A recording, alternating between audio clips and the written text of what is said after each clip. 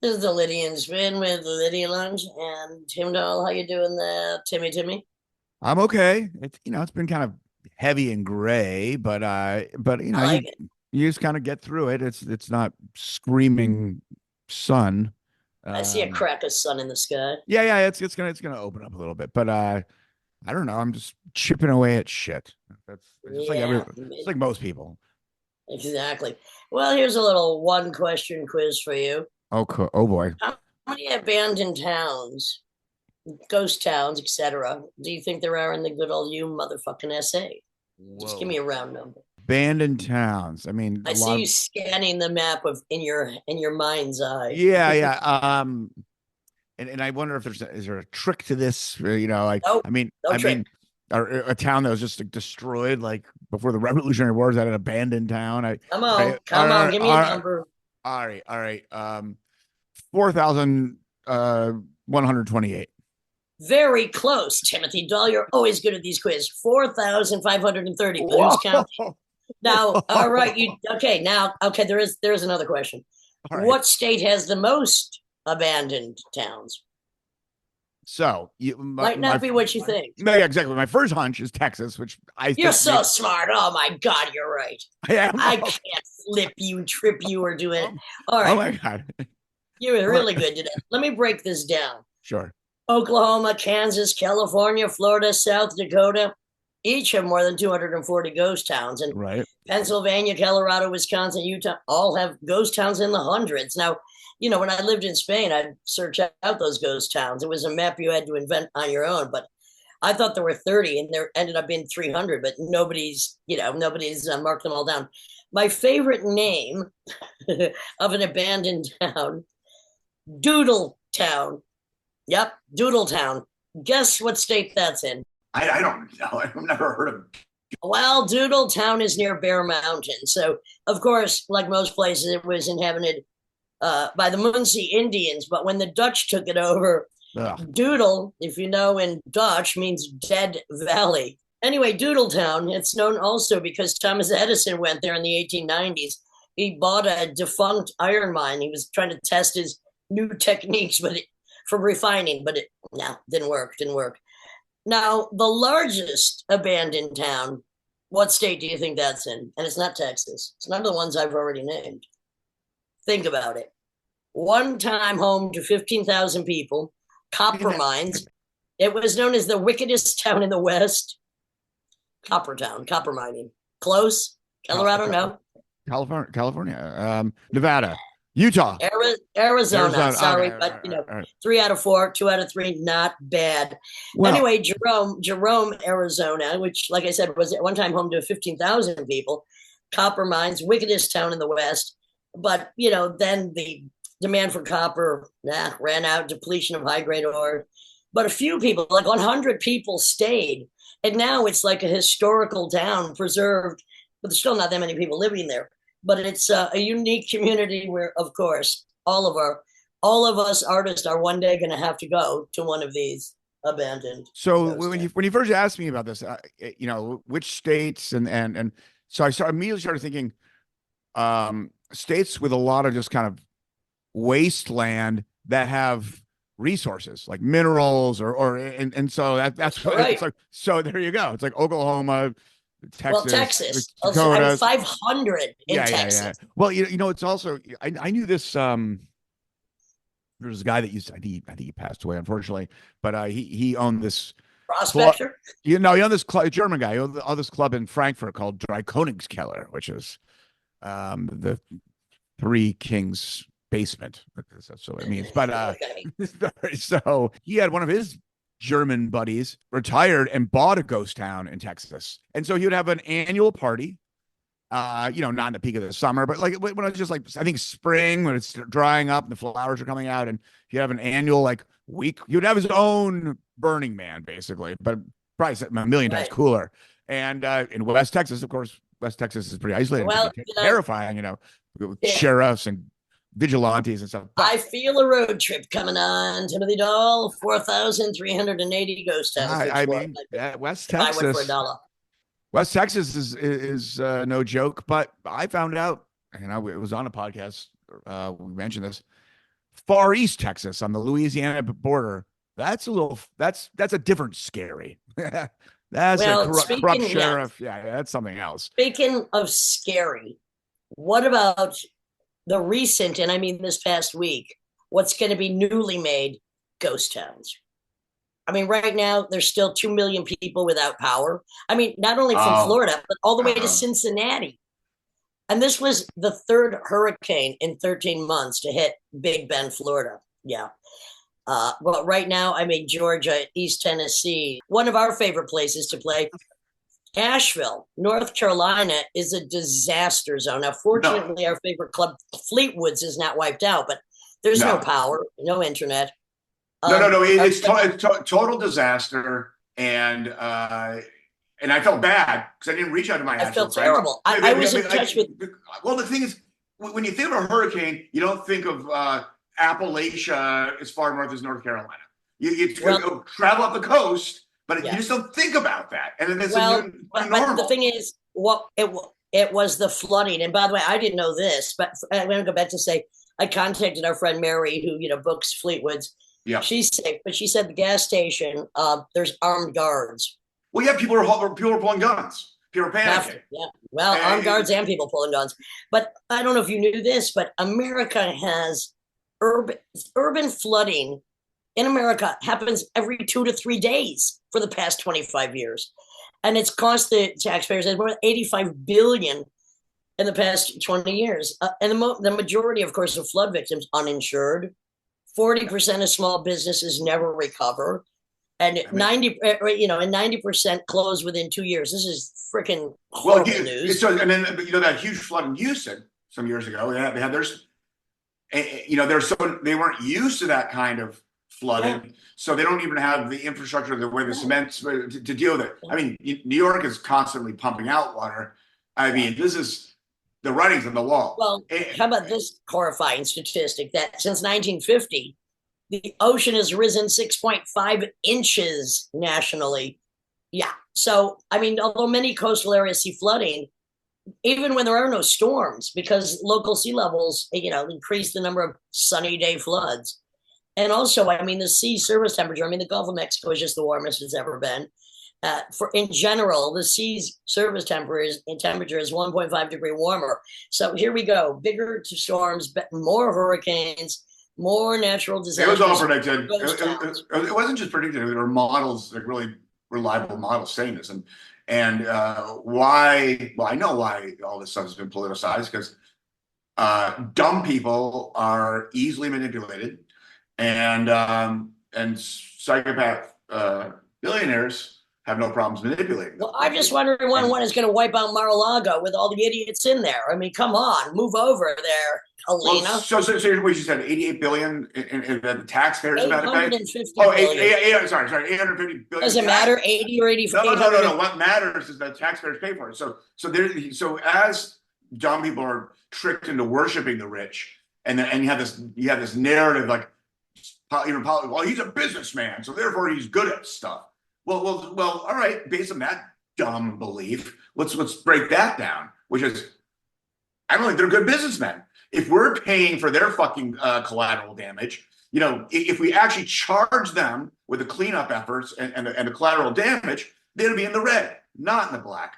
But we have to fucking pay them. We are their social welfare. Another narrative that's been gaslighted. Oh, socialism. Well, the biggest socialists are them. We're paying for their fucking mess. They'd be totally they'd be bankrupt if we didn't bail them out of all these things. As we're seeing right now with California is taking on Exxon Yes. in this Yeah. conspiracy about the recycling Plastic program. waste. Yeah. And basically it's all going into the garbage. And they calculated that people would feel comfortable consuming more plastic if they've been tricked into thinking that they can basically convert it back to making more plastic. No, this all goes in the trash. So it's basically you're tricking people like, we have these science and these antidotes here, and I'm participating in this, which is, by the way, was gaslighting to begin with. To even put it on the consumer when they didn't even ask for it is ridiculous. But then on top of that, they're tricking them into thinking, like, well, I'm making a difference. No, they're not. It's going right into the trash, which makes you feel more comfortable buying shitloads of more fucking plastic bottles. Like, fuck off. all fucking day. You know how Really. long I've been rallying against plastic water bottles. I Mm-hmm. don't like the taste. And by the But way, I figured out a good way to get free water at the airport instead of paying $3 or $4 or $5 for a bottle of hideous plastic. I just say, do you have any bottled water in glass? And they're, of course, no. And I'm like, well, I'm allergic to plastic. Can you just give me a glass of water? Because I'd rather drink tap water than water that's been oh, sitting in a plastic yeah, bottle for it's weeks. usually cleaner. And I remember I was talking with Simon the other day in high school. I had this teacher that was kind of like a fascist, like environmental hippie, but and I'm for preserving the environment. She got mad because I kind of questioned her. It's like, I mean, basically, it's like, shouldn't the message be reusing and then having products like glass, like things that last? Like, how dare you, like kind of thing. Like you're actually trying to undermine this effort. It's like, no, you got fucking tricked, you fucking piece of Well, shit. and Europe still, I mean, especially Spain, I mean, a lot of water is still in glass bottles. A lot of the canned food is in glass bottles. And I just Yeah. really think it makes a big difference as to why the health is so much better in Europe, European, especially Mediterranean countries where But they oh understood. well, yeah. They actually care about that kind of stuff. Going back to how you started this is these disasters, and to all of our actual friends, we actually have a bunch. Reaching out psychically here, like, hey, a little comfort. Yeah, I mean, because we can't reach out by internet. They got no power. well, not just that. There's basically like three or four main arteries going to that fucking town, and they're all Yeah, they're all yeah. fucking destroyed. Yeah. I mean, it's like And it's also their into Katrina. Tennessee and all that area. I mean, there are huge highways that have just been absolutely devastated. I saw giant storage containers that had moved like half a mile up the road, destroying everything in its Oh, path. 18 wheelers. Absolutely apocalyptic. It's a total Oh, and there's over disaster. 600 people missing. There's over 600 people missing. They I'm don't know where sure they there's are. going to be more. I'm sure. Yeah. I mean, just And the get a. damage isn't done yet. There's still going to be more flooding. I mean, I know some people who've lost buildings there. I mean, but not just there. Also, Simon and I were talking to a friend from Clearwater, Florida. He's like, all my buddies' houses are gone. I don't know. It's a new normal. Yeah, and I mean, there's still what, a month to go of hurricane season. There's another one forming in the Gulf right oh, now. Hurricane Sandy was Yeah, well into was it the it end was of the end of October? October. Yeah, Yeah. yeah. Yeah. Anyway, Well, speaking of the end, it's not local figures in New York. Puffy and Eric Adams are all. It looks like it's the end for those guys. I mean, it just keeps did on you see coming out. see the latest article I sent you today about Pete did it all naughty? I mean, this guy. 9-year-old boys, 14-year-old boys, like Bad Boy was doing bad things to boys. I think anything. I mean, it's like like a sadistic king or emperor kind of thing. Yeah, Just basically just get so caught up in their power and bored. Maybe I don't fucking know what's going on. I mean, this is going to be like kind of it's going to be the Epstein that we got rid of Epstein, of course they did, but Sean Diddy. There's going to a lot of people are going to be involved just because they were there and did nothing, whether or not they participated. What's interesting is that Yeah, Ashton Kutcher, who had they're buddies. They're was buddies. wait, hang on, yeah, well, long-term buddies, but the thing is, he was working against sex trafficking. He had a foundation working against sex trafficking a few years ago. Now, is that because he saw it going on in P. Diddy's parlor? I don't know. Well, or is he trying to redirect it? Maybe he was rolling. Yeah. I mean, Or is I've he heard. just, although I hear he's got a high IQ, I think he can be pretty dumb on some levels. But again, it's not the 70s this happened in, which it could explain it just by timeline. This is like, quite recent. Didn't Yeah, people learn? I no, they don't. So I had to write it down because I had this one night a couple days ago where I was just having all these insanely vivid and bizarre dreams, and one of them I was like, that's just funny and weird. I got to write it down, but then I forgot to write it down. But then I was talking to someone, and I was like, oh yeah, weird dreams, and then I had to remember it again. I basically can't. I imagined in my dream world this noise performance superhero called Blowjob Trash Bag was the name of the thing, and it was this character with this giant, glad or whatever, trash bag over them, really homemade.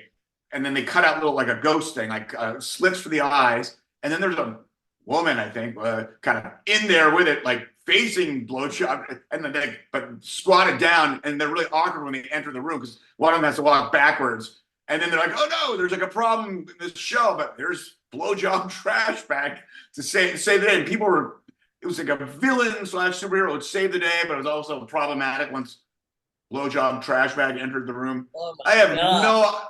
no idea where that came from. No, well, it was a nightmare, but it wasn't because I couldn't stop laughing. I was like, oh my God. Well, I mean, if you really want to have a good laugh, what about the giant naked sculpture of Trump that a 43-foot high nude effigy of Donald Trump was erected, just as if he could, on the Interstate 115 near Las Vegas this weekend. And it's really a flabathon. Yeah, it's amazing. The artist is anonymous, of course. Yeah. Anyway, if only the naked truth would come out, he would be naked. Oh boy. I don't know what more to say. I don't know. I guess people are worried about Happy the elephant at the Bronx Zoo right now. That's he's escaped? Well, Happy's a she. No. Happy's one of the more. It's been around for a while, very popular, but it's now getting a little old. And it was, I don't know. The locals were the ones that go to see Happy were worried because Happy just didn't want to go outside much. Happy was just kind of like. Happy was no longer happy. Happy wasn't seen since July, and then now has been seen again because it's just like, I don't want to go out.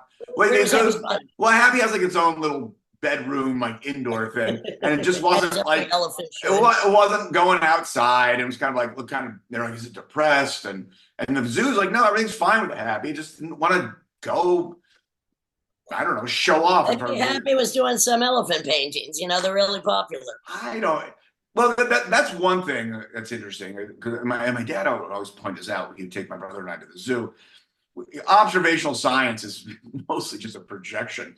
So he's like, just listen to what people say. When you go to these things, like, that thing's so sad and pathetic, or that's a mean motherfucker. Elephants are known to mourn their dead, and have funerals.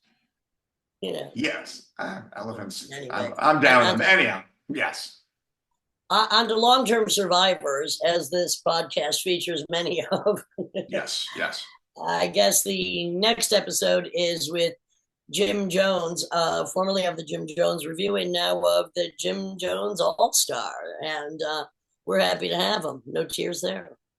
This is the Lydia and Spin with Lydia Lunch and Tim Dahl.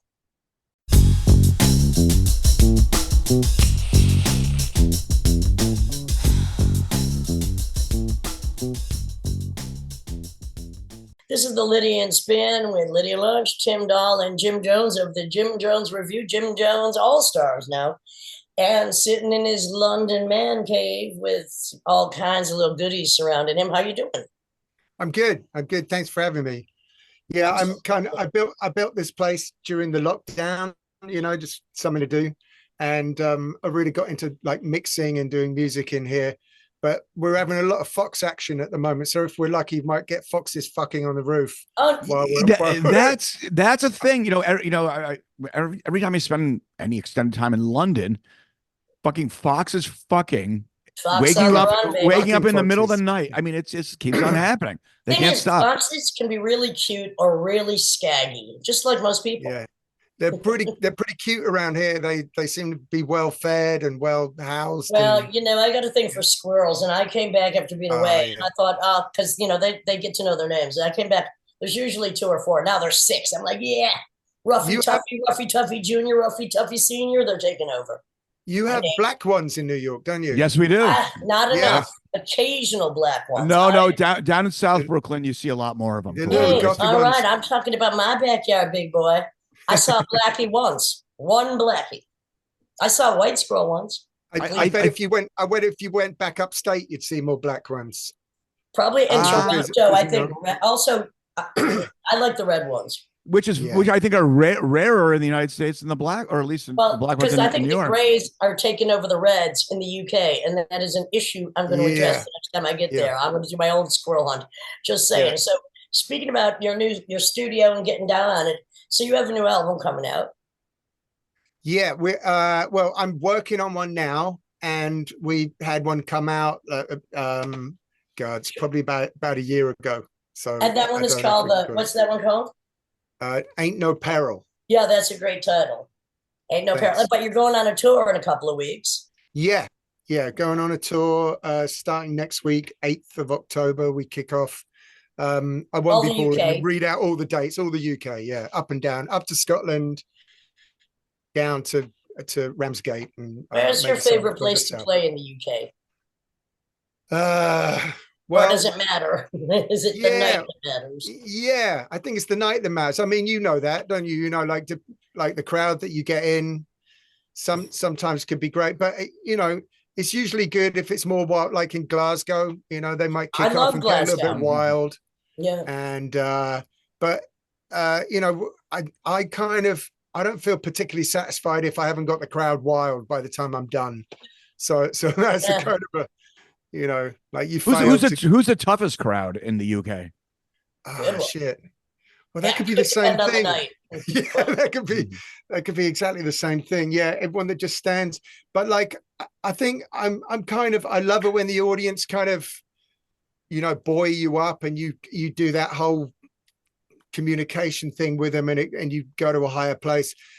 But I'm kind of past worrying about if people are just standing there now, because I'm transcending whether you're like, you're coming with me or not. I'm going to the other side. see, I like it when people. Otherwise, I what's the like. point of being here? Right, right, right, Well, right. I like mass hypnosis. I like Yeah. controlling and quieting and stopping anything and just okay, just let me penetrate you because that's what I'm going to do.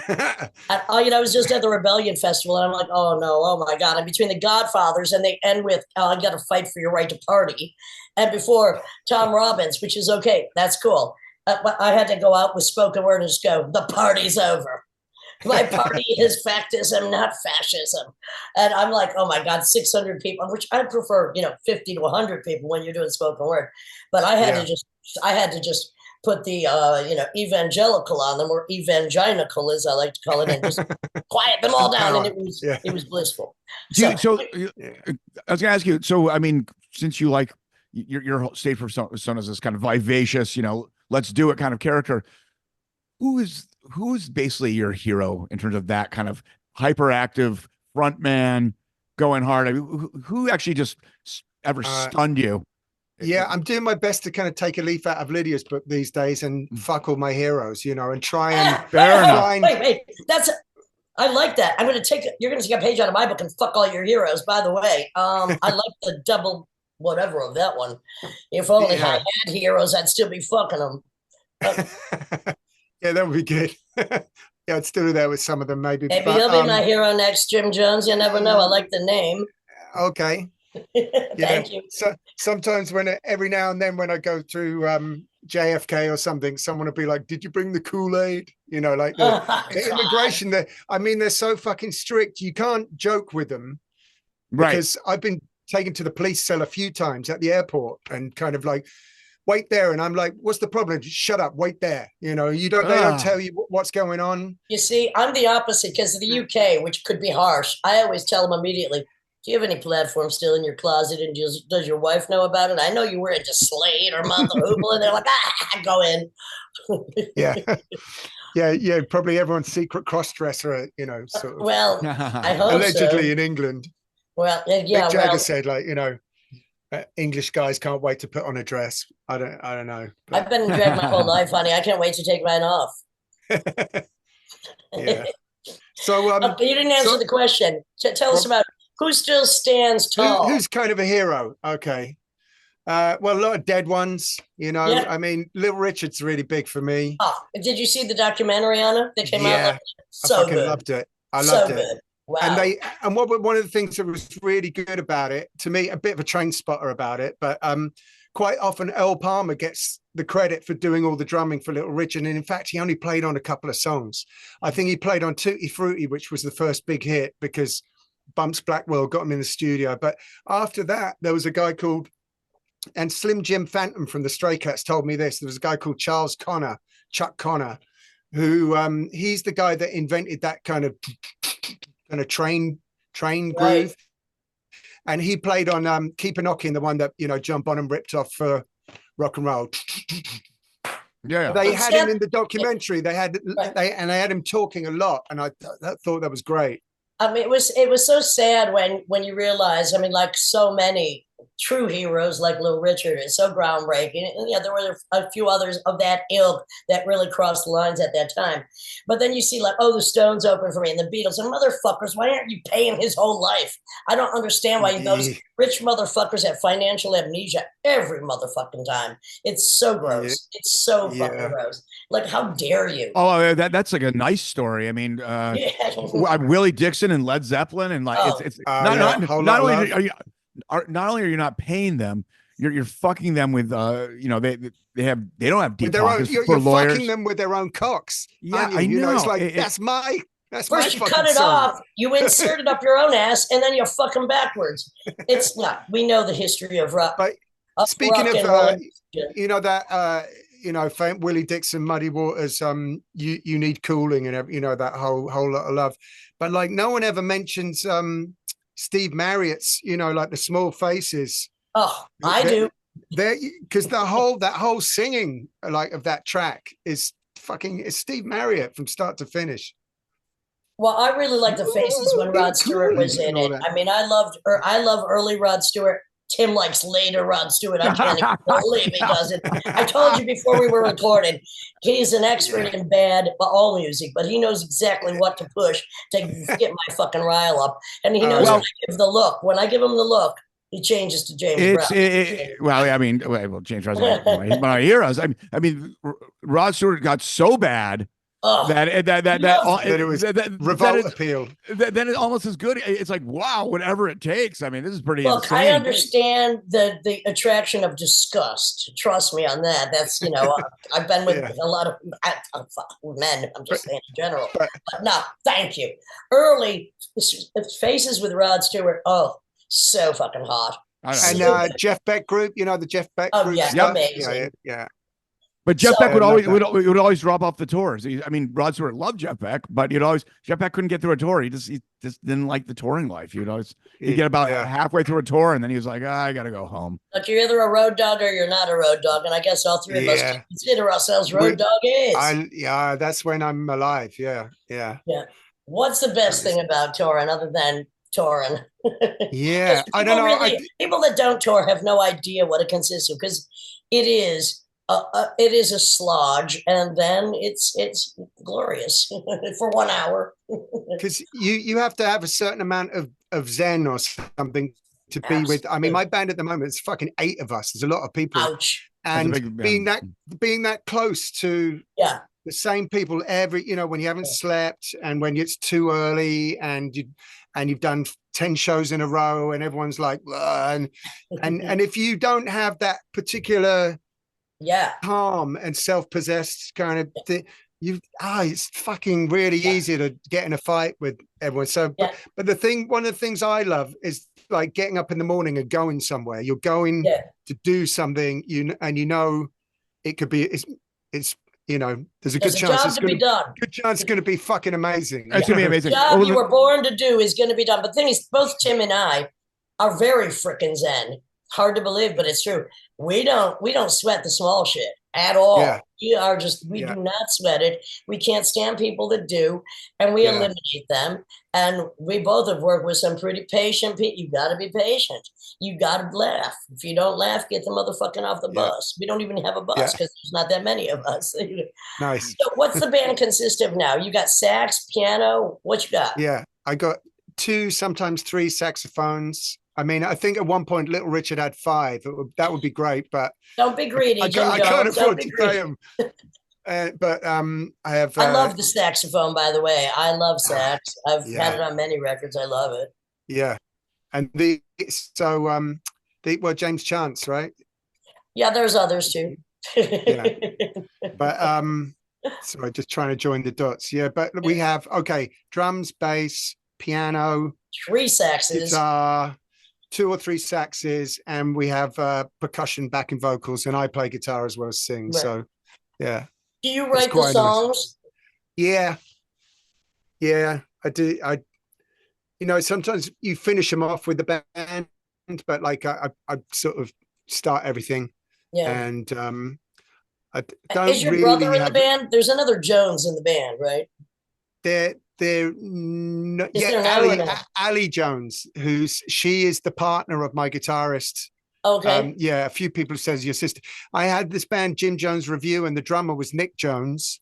I Is that guess relation or not? nah, it's like Why don't they I just all think call themselves Jones? I mean, it's the Jim yeah, Jones All Stars, yeah, right? yeah, I think they need to change yeah, their names. like the Ramones, we like, All right, exactly. Except they're all dead and you're not. You're still yeah, going. Now, yeah, so So yeah, I mean, your next band should be all Joneses. yeah. how about Oh, just fucking hell. how about I'll just volunteer. Jonesing? Jonesing. Wow, God, Jonesing. it's hard enough to find people that you want to be in a room with and who can play, like What about without them Love having to Jones? be called Jones as well. What about It's, Love Jones? but That's gonna as a be name, that's when we do a duet. It's gonna be Love Jones. Love Jones. yeah. Well, But if Love you ever Jones, hire, we're fucking our heroes. We're fucking. there you go. Yeah. Oh shit! And you know what? The only heroes we have left are ourselves. So I guess we're fucking ourselves, motherfuckers. Get in line. If only. If only. If you ever hire me, which will probably never happen, Love it. yeah, We're always open for jobs. you can call me Jones. That's what Nice. that's what I want to think. be called Little Jimmy Jones. Was it Hey. used as a term? Was it used as a term as like a heroin thing back in the 70s? Oh Oh yes, yeah. yes, Jones, yeah, Oh yeah, yeah. Jones, Jonesing. yeah. Jones Oh in and Jonesing. Jones Groove and all that. Yeah. Yeah, yeah. Got the Junk Not Jones. not to harangue on this, Oh, but Junk Jones is a good name. Junk Jones. I like it. Jones Wow. Jones. Ooh. not to The harangue on this. funky Junk I Jones. used to have a T-shirt that said Jones on it, and it was from Great Jones Cafe, and they sold it here. It just said Jones, It's near and the I was and, Bowery, right? yeah, it's gone. And I was playing with Yusef Lateef, and I had the Jones on, and he's like, are you referring to like heroin Jones?" Yeah. He I brought got a that up. Jones for Yusef Lateef, but then again, all the men I love are dead, or should be. Just saying. All right, so you so you're about to go on the road, and the whole Fun. thing is you said 2 weeks. Is that what you said? It's just over. I think we start on the 8th of October and finish October. about the 10th of November. Oh, okay, so it's substantial. Okay, And and are you in a van? Are you in a bus? How are you traveling? Bus? Yeah, like a splitter bus. Yeah, so we got our equipment in the back, and then everyone crammed in the front. And When you're cramming on the bus, are you listening to music? Are you reading a book? Are you looking at a magazine? Are you just waiting for the show? What are you doing on the yeah, bus? usually on the way to the show, everyone's kind of reading or just doing their emails or catching up on sleep that they didn't get the night before. What do you think But is then the after the perfect book? show, What's the perfect book for the bus? And for you, uh, or was I there don't one know. that you're like, yeah, that's the book I need to read on the bus? Yeah, things that are easy to dip in and out of. Yeah, When I was early touring, I remember one that I was stuck in my head was the Post Office, the Bukowski one, sure. and you could just pick it up and put it down. I read a good book recently, a new book, Miranda July. Do you know her? Yeah, I know who she is. Yeah, we should have her on the show. Yeah, She's been around a she just while. had a book out called All Fours. That was really good. Have you read any of Richard Cabot's books? There's one, Looking for a Kiss. He's No, a British no. writer. He used to write for the music mags, and Is it's that kind a of quote from New York Dolls? Looking for a kiss? yeah. It's very punk dystopia, and it's really fucking good. And he was on the podcast a couple of months ago reading, because when people write books, I like to have them read something. You should check him out. He's got another one coming You out could too. probably give me like a really good recommendation list. I'm going kind to of do check that stuff for out. you. Yes, please. I'll even send you one of mine. Oh yeah. Sorry, by PDF. It's really good for the bus as long as you keep it in your pants. What's the age range of your typical audience? I guess like in England, sort of, late 20s, like right up to fucking 60 or 75. 70. Yeah. Yeah. You got these guys that come up afterwards like, that was amazing. I saw Jimi Hendrix's first show at the fucking, and I'm saying, like, did this guy saw fucking Jimi Hendrix's first show here, like, But it's so amazing. or whoever they saw, But it's amazing the range of the audience now, because I mean we get a lot of young. I was just in Poland, and the amount of baby goths was kind of incredible. I'm like, Holy mother. And then besides the baby Goss, there's the 70-year-old grunge man. She's like, yeah, I saw you back in 1980. I'm like, yeah, well, I don't remember you, but that's okay. Yeah. Yeah, I was going to say, like in France and places like that, more kind of quite young kids, Yeah. like Well, little. France loves rock music, and I mean, you're really like you're traditional rock with a twist in the pants. That's kind of punk blues, and it's raunchy and rocking. Thank you. Yeah, I'm getting a chub just talking about it. Yeah. So, speaking of getting a chub, your friend Eugene Robinson. Yeah, he guested on the album on the Ain't No We Peril talked to him album. last night. Tim and I were on the phone to Eugene Robinson last night. I said, I got to call him because I'm going out to the West Coast and we got to do I've known that man for many a year. He always teaches me a new death move. And look, my thing with him is, Eugene, you might know one way to kill me, but I know 1,000 ways to kill you. You want to go? Let's go. We have this weird symbiosis. Like, if I was a man, which part of me is, I would be Eugene Robinson. And that laugh, he's a little girl inside that big, black, beautiful body. What the hell is going on? We're kind of like this weird inverse thing. And we were just talking to him last night. He's amazing. He's a killer performer, isn't he? He's a killer. Yeah. I've seen Oxbow a couple of times, but when we did because we did this a cover of an old track, Troglodyte. Yeah. And when he put his stuff on there, he was so brilliantly, unguardedly unhinged, kind of. He wasn't doing an impression of being unhinged. He went there. Oh yeah. He went there. And kind of my screams are like, ah! But his screams are like, ah! Properly fucking let it go. Let it, And when he's not on stage or performing, he is really zen. Yeah. He's another Zenner. He's smart as fuck as well, isn't he? He's ridiculous. He's super motivated. Yeah. Kind of let's salute Eugene. Yeah, we will, because I'll be pestering him again later tonight because I want to get a gig with him out on the West Coast. Nice. We've known each other for a long time. Actually, we wanted to do a film, exploitation drive-in, after I had done a few films with Richard Kern, and we wanted Eugene to be the only intelligent person, the rest of us hillbillies, like total drive-in exploitation. But the drug money ran out and we just couldn't do it. But still in the back of my mind, I'm like, oh, this would have been the best drive-in movie. You don't have drive-ins in the UK, though, do you? No, I wish. I'm sort of a bit of a, what do you call, Americanophile? Is that the version of Anglophile? Like, I mean, I was a kid in the 70s and like, TV was full of Evel Knievel and $6 Million Man and all that kind of shit, And as a young kid, it's like, fuck, we don't have that here. We don't have any of that here. I just saw an article on the Texas Chainsaw Massacre today, and it was talking about how it was so hot and disgusting and sick making. Like the one scene, the one where there's, the rotting food at the table, took 26 hours. And the Chainsaw Massacre man, he was so out of control, and they were so high that they were actually terrified of him. And at one point, they were trying to get this fake blood to work, and it wasn't. So he just cut the woman's finger, made her bleed, and put it against the director's mouth, and it was just out of control. Now that is what I call a good drive-in movie. Yeah, with a little bit of snuff on the side. Yeah. Well, some of the people were afraid it was really a snuff film. They were terrified. The non-actors. Yeah.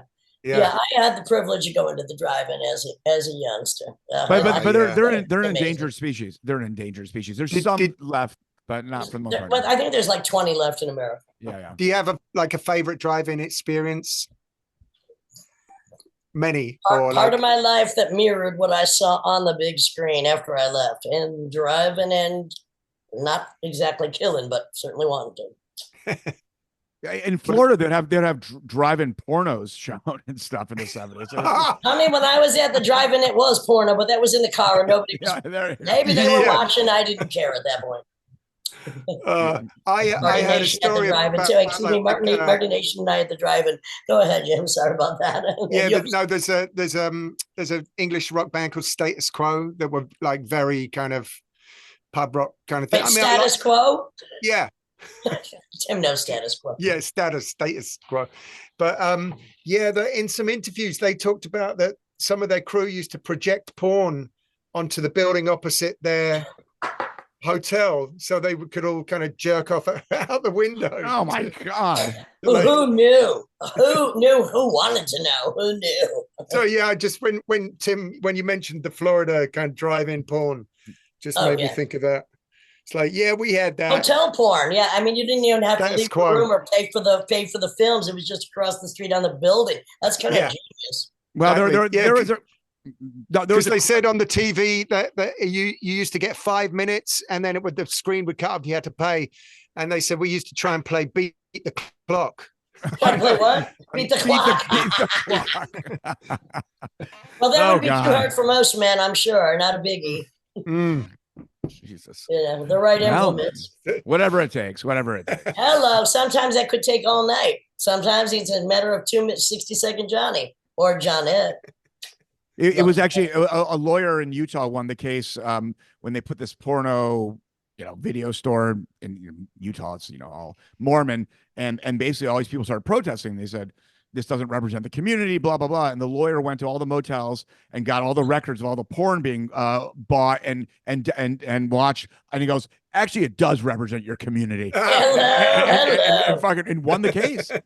Well, done right, there's nothing more perverse than religion and sex. Let's face it, one of the most sexy icons. You nail your own son to the cross and give him a loincloth until he dies. Yeah. Might happen to have been homosexual and a drug dealer. Yeah. Who like prostitutes. I think that's kind of, a very Jim Thompson kind of thing. Yeah. Real good looking as well. Hell to the yay-ho. Hell to the yay-ho. Literally cut. How often do you tour main Europe versus the UK? Well, it's really, everything really changed after the Brexit. Lockdown and Brexit. The two things together were kind of like a fucking nail in the coffin but I was just there recently. It was good. We go when we can, but it's made things really complicated. Like they look at, if you come in with your equipment, they can stop you and try and charge you for imports and exports. So hideous. So you have to take out this thing called a carnet. Yeah, which was every in the old days. serial in number. The old days, the carnet. Now again, the carnet. Yeah. Well, me too, Lydia. I did tours in the late 80s, and I remember doing but in those days you could just list everything off, and they would either look at it or not and give you a stamp. But now you have to have it underwritten. And it's like sort of 600 quid or something like that. Well, it's also like in America, it's impossible for a lot of bands to come here because it's just so ridiculous, or the visas are so expensive. It's or even really like Einstürzen and Neubauten had a whole tour booked and they got denied the visas. This is a ridiculous cultural clampdown. That's just silly. It's just silly. Yeah, when the whole thing went through, the EU offered, put on the table, how about visa-free travel for artists? Yeah. And I guess the main, like theatre, art, music, as it should be. And when they asked the British government about it, whether, the Conservative guy, they said like, oh, so yeah, it's a bit too late. We missed that. And they said, okay, look, we'll put it on the table again. And they said, no. It's so sucks. It's really hard to not take that personally, there's so much good music, art, literature, just art in general that's come out of the UK that the EU especially appreciates. Let's face it. Not to just summarize all of the EU, but that's where I mostly have performed most of my life. Tim mostly performs there, and that's where you could do whatever you freaking want. It's Jim, sad. Yeah, Jim, go ahead. You lived in Spain, didn't you, Lydia, for a bit? I lived there for 8 years. Yeah, I'm back in the States. Yeah. I left under Bush, and now I came back for Trump. And I can't wait to take him down. Oh, I already did my dump Trump commercial last time around. He's going down. It's going to be dump Trump in the motherfucking river. What is going on with that guy? Well, it's so hilarious. I don't think he knows. It's like Beyond. Have you seen the Idiocracy movie? Or this has come to life. It's like it wasn't supposed to be a guidebook, It's come to life. I think it's hilariously awful, and it's just what America and so many other places have devolved. Well, the pre-Trump, I think the prototype for this Trump was the mayor of Toronto, Rob Ford. Oh yeah, that was kind of the but first. at least he was doing drugs. Yeah, That was smoking crack. fucking fucked up. He had a I mean, decent Trump is just excuse. fucked, mentally deficient, nutritionally deprived, hated by his fucking mother. I mean, never had any affection, and now thinks he's the most loved man in the world who sucks dictators' dicks. I don't get it, but then I do. I I heard he's always been like that as well. Always been a Certain big people. fucking baby with a spoon up his ass, and always marrying immigrants who he now wants to mass deport. What the fuck? Oh, I can do it, but you can't. Oh, fuck you. Or don't. Even better, because his wife don't fuck him. No wonder he's out there sniffing after porn stars. She got Yeah, that baby. yeah. That's all she wanted. Come Jim, on. Jim, you know the number one Google search after in the UK after the final, because it seemed like there was multiple steps about Brexit. Is it there was like, what the fuck? no. It was, what's the EU? Wow. Oh wow. Holy Yeah. shit. After they voted. It just shows. I don't know. So A Jim, lot of motherfuckers you were growing up in the 70s. So how did you first get into like American blues rock and roll? And also, what about the scene going down in the UK then? Or were you just, a young upstart? Were you a Yeah, little too young, or were you on that scene? yeah, a little bit of both. And I had an experience at school where I wasn't, like a nerd that got picked on or anything like that. I kind of hung around with like the tough kids and we all smoked in there. But I just had this sense of not really, when it's like, these aren't really my people, I don't, I don't think this is the right backdrop for any potential talents that I might have. I'm never going to amount to anything in this. And I, I Did you kind of leave noticed school that early? Did you leave school? 16. Me too, 15, Yeah. yeah, before legal, yeah, of course, because you knew what you But wanted to do. I kind of noticed that whole thing. It just wasn't that keen on standing around talking about football and whatever else. But I noticed some kids who would shrink themselves to fit in more with that. And I guess I had just enough self-love to like go, there must be something better. There Nice. must be something fucking better than this. And with my little group of friends, lucky enough to have some older brothers and older sisters who were like, oh, have you heard, the Stooges, or have you read this? If what about William Burroughs, or what, Yeah, like that we had that Jerry Lee fantastic Lewis. sort of Yeah, surrogate parents within the older brother sister kind that of. helps. Yeah. Yeah.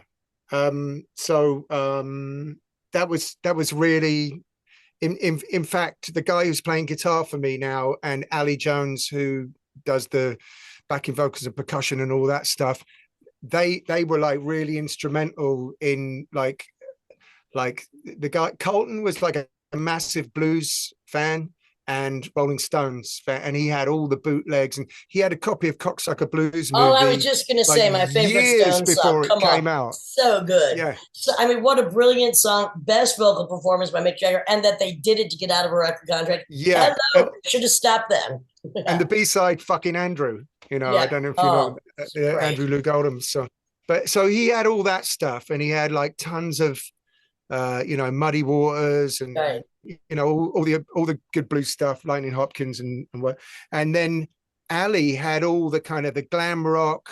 She sort of sang a few times with Johnny Thunders when he was on tour here one time, and being sort of like 14 or whatever, and know like, oh, Bruce's older sister was singing with Johnny Thunders last night. That immediately It's sort why of I ran away to New York at 13 the first time was the New York Dolls. Let's just amazing. admit it. They were amazing. Yeah. Boys just as girls singing trashy shit. Gotta love it. Not enough of it. I love glam. I saw that David Johansen documentary recently, and one of the things I loved that he said, it was like, if there had been a Granny Takes a Trip outlet, Yeah. in Brooklyn, we would have worn women's clothes, but there wasn't. So we just wore women's clothes to try and look like rock stars or Oh, they were so good. we Let's should face get it. we should get David on the podcast, Lydia. Well, Did you when he was Tim, we'll talk about that later. Let's just say Yeah. it would have been nice 20 years ago, but we didn't have a podcast. Maybe 40. I love the New York Dolls.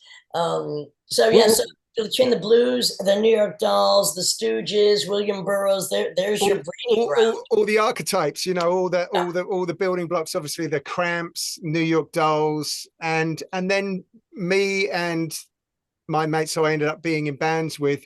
We sort of kind of went more down the kind of the Stooges, MC5, kind of followed that thread, and it kind of linked with some of the more kind of driving, kind of early Jimi Hendrix stuff. And both Eugene and I were on a tribute to Blue MC. Cheer and oh yeah.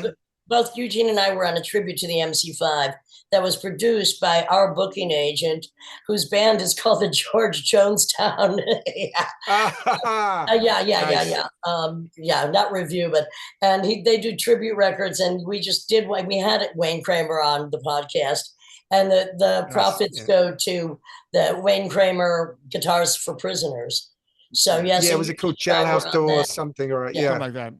Yeah. And so, and that Blue Cheer you mentioned, which, our good friend, V. Vale, Research Magazine out of San Francisco, who's been on the podcast, and we always visit when we're out there. He was in Blue Cheer. Wow. Nice. Yeah. Wow. Yeah. I mean, what do you think of George Jones? It's Keith Richards' favorite singer, according to Keith. Yeah, I like George Jones. I can't pretend to know tons about him, but everything I hear is like really good. I know obvious stuff like White Lightning and early things he did, but Bobby Gentry.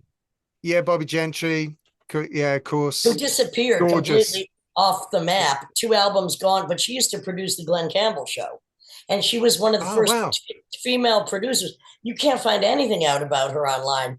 I had to, of course, cover her. Bobby Gentry was the producer of the Glenn Campbell Show. Wow. Yeah. Wow. Yeah. I just rewatched that. It was a documentary about the Wrecking Crew. Yeah. And just looking at all that. Yeah. Just amazing.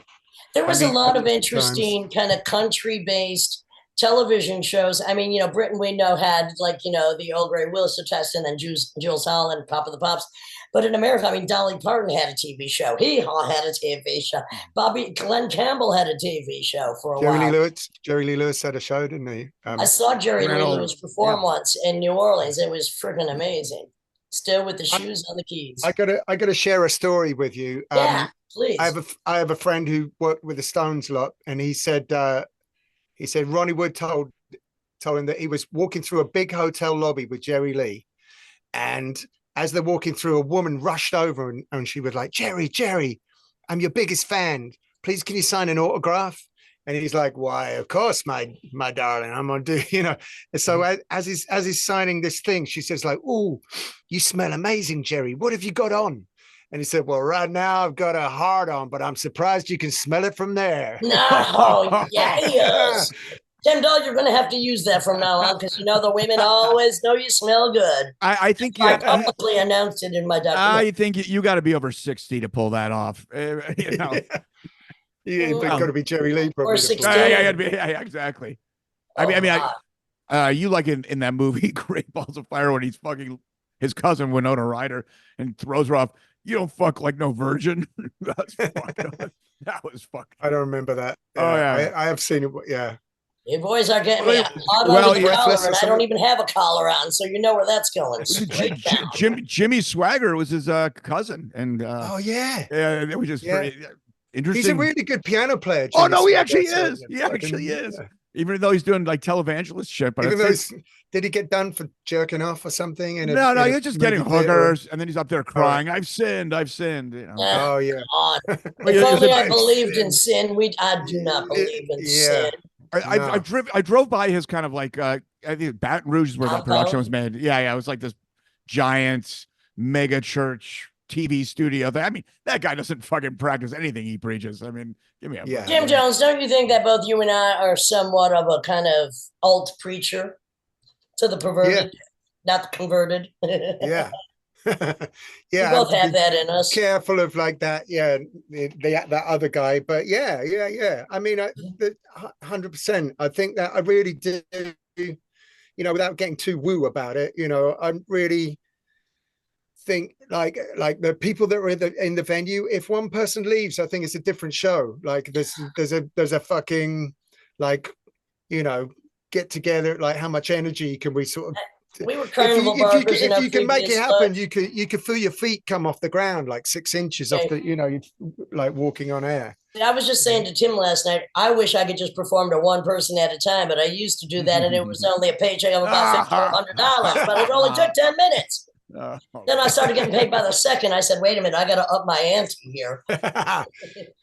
Oh, I've been known to be in a tent or two. Yeah. Mm-hmm. I don't know what's gotten into me today, but it's just the way I am. I heard rumors. Well, what's your what's your favorite Stones lineup?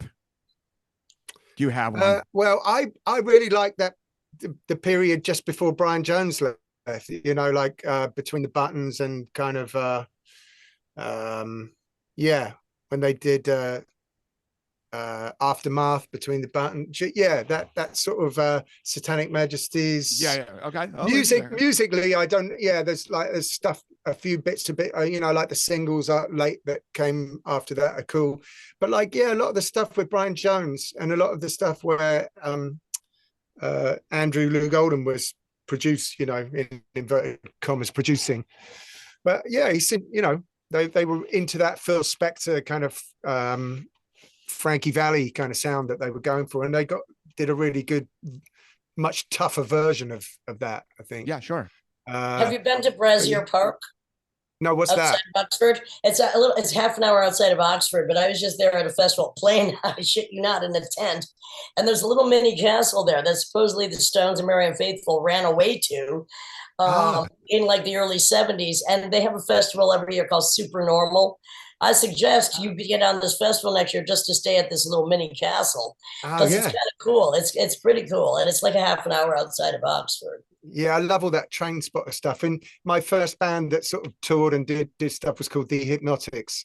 And when we were in France, we took a couple of days out to go down to Villefranche, where they recorded Exile on Main Street. You know, we went and knocked at the door of this house called Nelcote.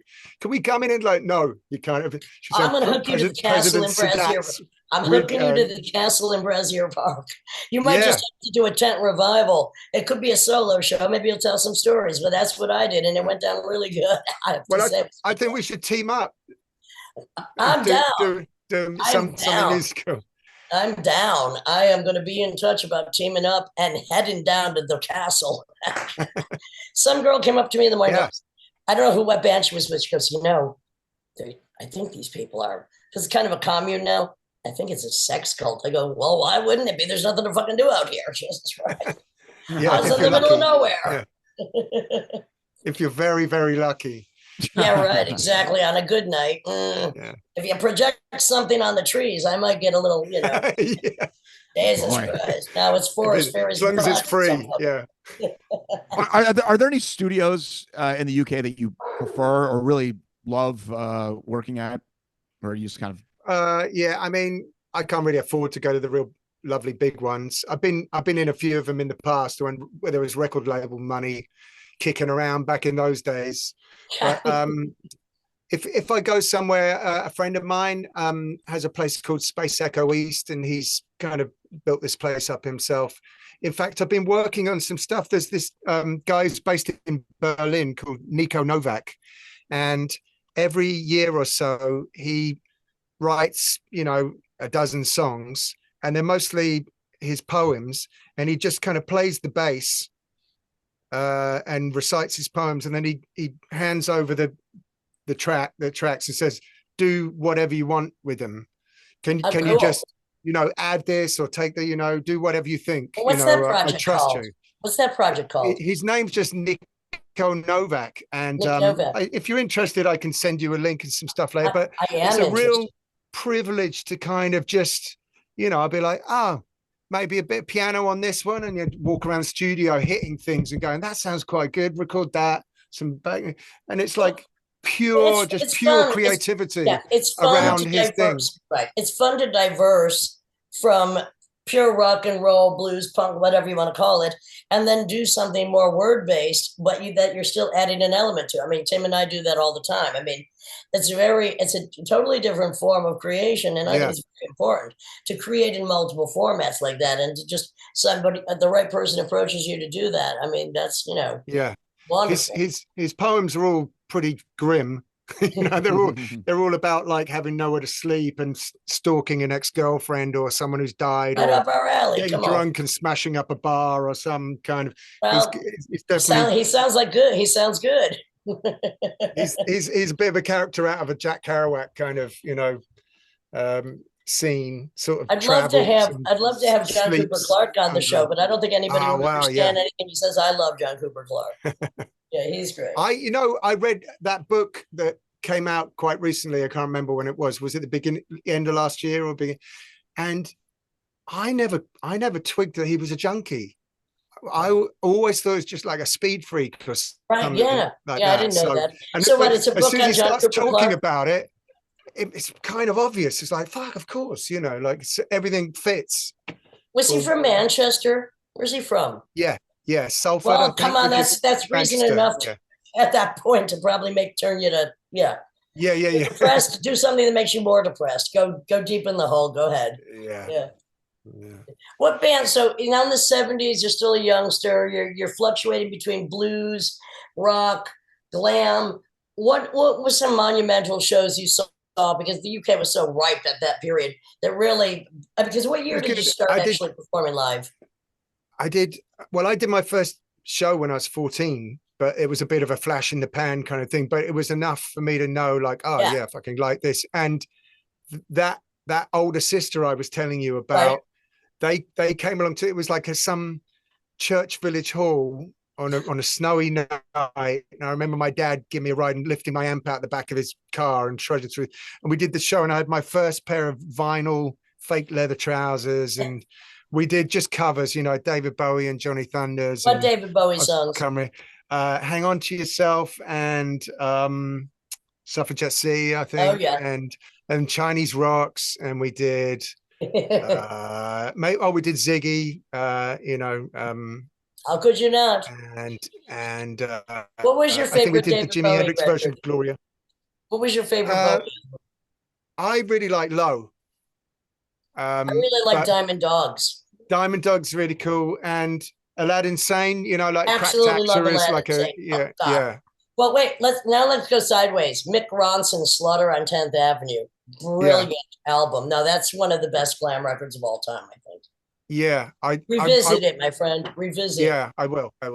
Because Okay. Bowie took a lot from that into Aladdin Sane and simplified it. Actually, I love Did Aladdin didn't Sane. didn't didn't Mick Ronson do a lot of the production and a lot of I mean, he was a Yes. big part. Obviously, his sound is a huge part of all of that. He But produced. like, I He think, produced. I think some of Transformer, Lou Reed's album oh Transformer. wow, yeah, Mick Ronson was had a very storied and too short life. Yeah, yeah, Slaughter on 10th Avenue is just some of the best. I mean, it reminds me of Derek Raymond, the crime writer, British crime writer. It's so dense and it's so greasy alley, dark, rainy night, scary almost. Really good. yeah. That's my Did recommendation did for you tonight. like? Right on. We're both Did going to be listening to Slaughter on 10th Avenue when we get off this Yeah. pod. Well, Hooray. once again, my singer Ali Jones talks about that album a lot. So yeah, Oh, we'll whip it out, let's whip it out together. slap it on. Yeah. All right. Did you like any British heavy metal when it was evolving in the 70s? Not Black really. Sabbath. Yeah. Of course, like those original bands had a bit of soul to them and a bit of funk to them, but as soon as it went really what I would Shreddy. describe as white, and it was Yep. just like I'm kind of like, it sort of just reminded me of little boys playing with racing cars and making that noise or something. It was didn't have any. It's not really any danger or sex in it. It's just But, kind of like, Jim, what bands were you thinking of when you asked that Well, question? no. Well, because I mean, obviously, well, yeah, Sabbath, Sabbath. Led Zeppelin. They did not invent the some of the term. early. They did not invent the term heavy metal, but that's what it eventually was I called. did But yes, cover War uh, Pigs. but Weasel Waltz playing You did. everything. I did cover War Pigs. I'll send that to you. Sabbath, first two albums. After that, Ozzy, kind of silly. anyhow, I mean, and then of course it goes into Judas Priest and Iron Maiden. That's where it starts changing in that direction. I mean, it's funny to me. I like that stuff because it's funny, you know, breaking the law. It does. It does. I mean, it's like it's cool, funny, you know, but it's kind of like. Well, it's very earnest. It's very earnest. I'll give it that. Well, that's the issue. Very earnest and not dangerous enough. I'm going to go back to a question. I'm going to go back to what we were talking about before we started recording it. Was I was saying, Jim, which I was saying, Dr. Feelgood. Now that was sleazy, dangerous, sadistic. Wilco Johnson, amazing. Something so dangerous about those creeps that came from that small oil town up north. That made it so much more dangerous than so many things that wanted to be dangerous. Because the lead singer was a total creep, which I like. I say that as a compliment. I say that as a compliment. And Wilco Johnson, I mean, you know, come on. Well, I love how they just look like they're straight out of the pub, you know. And they were. That was really good pub rock. Yeah. When it's good, it's fucking great, you know. Yeah. Yeah. You gotta nail it, though. They're definitely one of the best. It's just a piece of sloppy shit. You gotta nail it. Yeah, that's it. I mean, that's what, and this is, you know, what we were starting to talk about, and I've heard you say like, I'm sick of that because it's just rock and roll and it's done. And I was thinking like, you hate rock and roll, which is the wrong thing to say. But I was saying I love rock and roll, but I thought that's a good thing to talk about because I don't love all rock and roll, you know. Well, no, I think I'm going to finish the quote because what my quote is more like, I didn't like a lot of punk rock because it was sped up Chuck Berry. It was just it wasn't weird enough. It wasn't dangerous enough. I like the energy, of course, of it, but I'm just less conventional. But no, I mean, I love Led Zeppelin. What can I say? Yeah. I like the Who. I mean, I love Tommy, both the record and the movie. I love The Man Who Sold the World, which I think that's good heavy metal. Yeah, I'm with you on the thing of that. Like, if you don't fucking put everything into it, it'll never take off. It just sounds like one of those tribute, especially now. Like rock, it's very much like a, you know, like what do they call it? A legacy thing or I love Mars Volta. I love Monster Magnet. I told you before, I am a rock mama. I've done my shit of rocking. I'm not done rocking, motherfucker. We got rocking to do. But if it's not done with like, if you don't pour everything into it, it just fucking becomes that pastiche. Like, we're dressing up in this and kind of like we're going down memory lane, and you're dripping from every pore, honey, when you pour it out on that stage. But if you can make it a bit frightening and a bit filthy and all of those things, you're talking my language. Then it comes back to life. It's like dripping blood on a vampire. The fucking thing rises out of the tomb and is good to go, you know, and don't get in the fucking way, you know. But there's some technical kind of interesting things. I with the spirit of rock and roll, no matter what the subgenre is, it's like riding a wild bronco, and you could fall on your fucking face. But, you know, containing those amps, I mean, you know, all these backing tracks with in-ear monitor rock. I mean, it's kind of like, like what the hell? That's not it. That's not it. Yeah, that's not you. When you're born to rock, you're born to rock, you know. What was the band that was her name Cherry Vanilla? Cherry Vanilla. Yeah. My guitarist Colton, very young, he saw like the Sex Pistols and the Damned in this town, High Wycombe, which was like run by a guy, Ron Watts. At the time, he ran the 100 Club. So any band he had playing at the 100 Club, he would bring them over to High Wycombe, play at this place, the Nag's Head.